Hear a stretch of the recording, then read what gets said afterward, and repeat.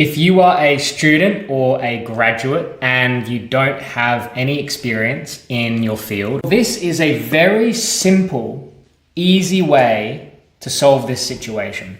And the best thing about it is it doesn't require anyone's permission. This is something you can literally do and you can get experience starting today. So let's get into it. There are 6 steps. The first step is you have to pick a field. Say you want to get into a data analysis. You need some data experience. You'll just choose that field, data analysis or data science or whatever it is. If you want to get into marketing, put marketing as the field. So just pick the field you want to get experience in. Almost imagine you're kind of designing your dream internship. The next step is choose a company. This will be a bit confusing, but it will make sense later. So think about a company that you'd really like to work for. Say you want to get into, marketing at a tech startup. You have this tech startup you really like. Maybe they do something that you're really interested in. Or maybe you want to work for an accounting firm or some sort of software development consultancy. Whatever it is, just choose a company that you really, really like. If possible, choose one that's kind of small to medium, because usually small or medium-sized companies are more receptive to these, especially startups. Startups are a great place to go. So just pick a company and imagine you were kind of going to do this project for this company. You're not going to work for them directly. You're just going to be creating a project for this company. So the next thing you want to do is you want to find a problem that they have in that specific area. So say you want to work in digital marketing, and there's this startup that manufactures cool clothing materials or something. They've just got $10 million in funding, and obviously they've got to market that somehow, and they're a fairly new startup. So maybe the problem you find is you go and look at their marketing funnel, their website and everything, you look at the ads that they're running, and you realize that obviously they need to get new customers. They have a need there, and you think maybe you can improve something about their marketing funnel. Or maybe you look at their website and you think their website copy, it's not following basic marketing principles. It's not going to be converting very well. Or maybe their social media channels, they don't even have content on, right? That's a problem. Say you're working in data and you realize, this company you want to work for, they have thousands of reviews on Trustpilot or Google, and they haven't responded to them. And there's an opportunity here to look at all of these reviews and figure out what we can do to improve the product. Or maybe there are lots of complaints on the website, lots of bad reviews, and no one's taken the time to look at them or resolve them or gather this feedback. So maybe that's a problem that you could solve using your data analysis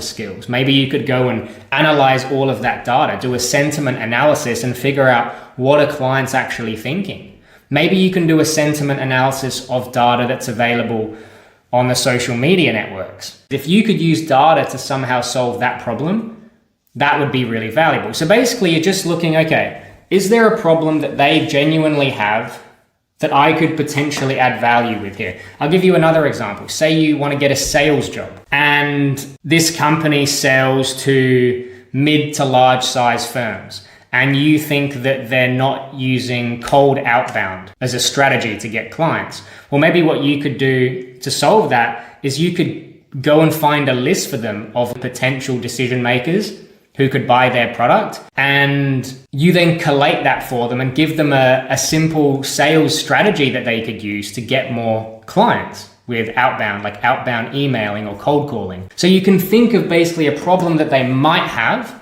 or you can just think of something that you can help them with. Or maybe you want to get a job as a customer service manager, and you notice this company, they're getting tons of traffic to their website, but they don't have an automated chatbot there. And you go and build them this chatbot. So you're looking for ways you can genuinely add value in this field. And if you can't find much information, just pick something that you think will actually add value. And ideally, I would make it small enough so maybe you could just spend a few days on it and add a huge amount of value.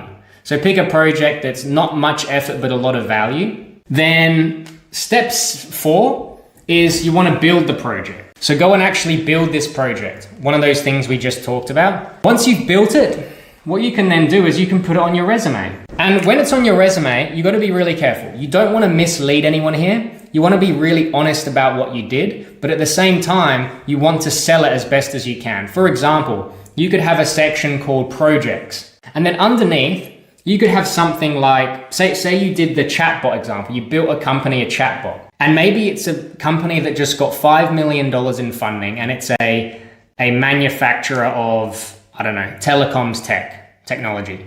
You could put in your resume something like a consulting project, in brackets, volunteer, and then you could put what you did, develop the chatbot for a X million dollar funded company, and then put the details about what you did there. Obviously, you can't talk a lot about the results, but you could put the estimated results. So you could say, I estimate that this project will save or reduce customer service costs by maybe like 25% or something like that.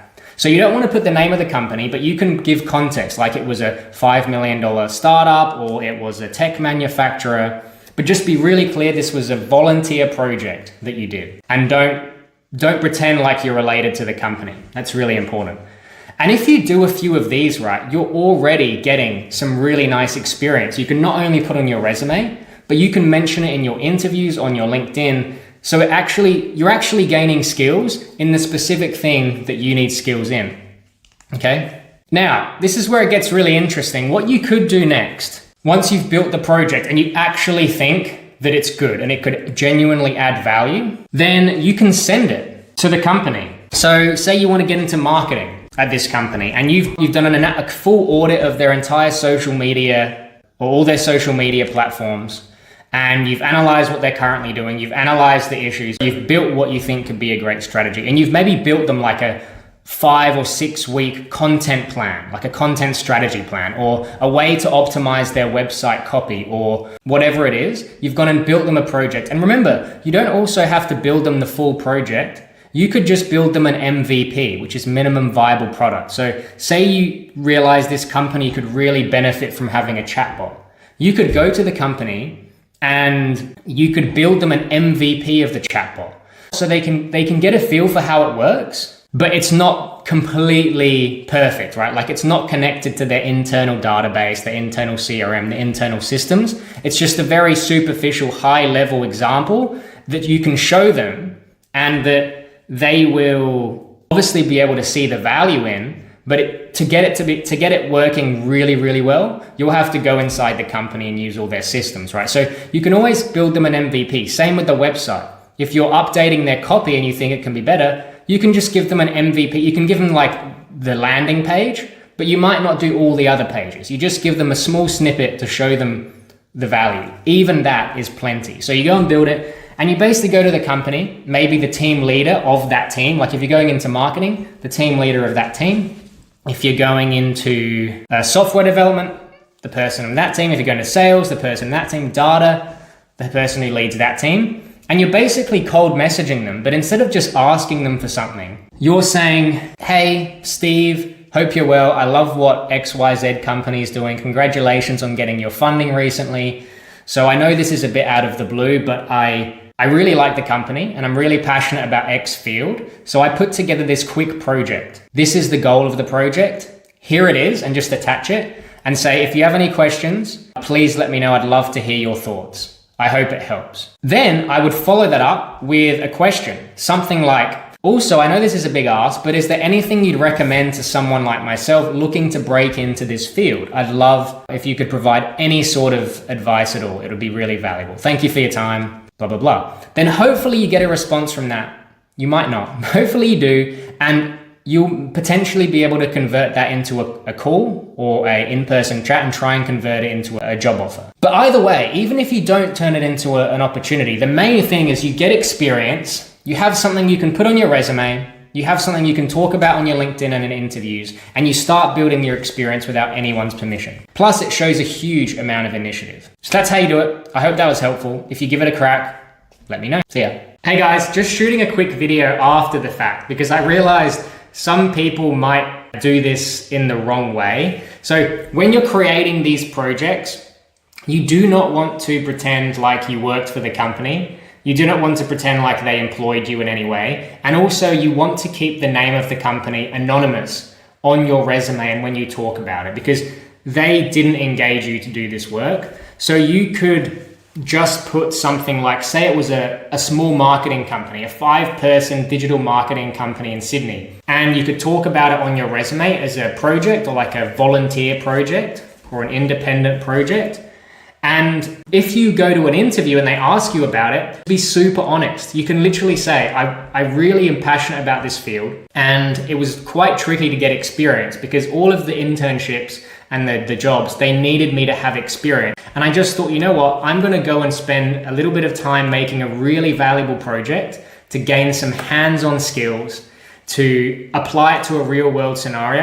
And I just gave this project to that company for free. So I know when I come to you in this role, I can actually add value because I've done a real project. And if they ask you for the specifics of the company, you can just talk about the high level things. It was a digital marketing company. They had about 5 people. They worked with top clients. But only if the company gives you permission can you put it on your resume. And that's totally fine if they do. If you talk to the company, you give them this project, they love it, and you say, hey, do you mind if I put it on my resume as a project and I mention your name? And they say, cool, then it's all right. I just wanted to make that clear. This is just a way of creating customized experience for you, but you don't want to cause any issues with these companies because technically they didn't engage you.